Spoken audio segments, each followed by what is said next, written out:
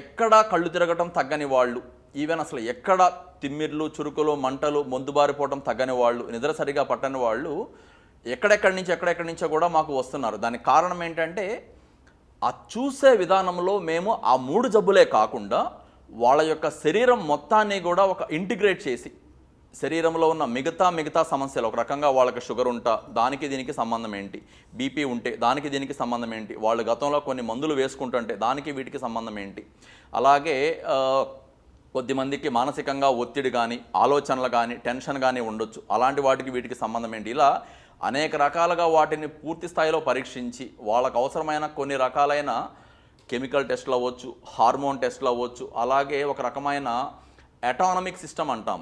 ఇప్పటిదాకా దీని మీద ఎవరో కూడా పెద్దగా కాన్సన్ట్రేట్ చేయట్లేదు. దానికి సంబంధించి పేషెంట్ల యొక్క ఆరోగ్యాన్ని కొంత మెరుగ్గా చేయడంలో దాని పాత్ర కూడా చాలా బలంగా ఉంది, అటానమిక్ సిస్టమ్ అనేది. వీటన్నిటిని కూడా కలిపి కొంత వైద్యం చేయడం జరుగుతుంది మేము.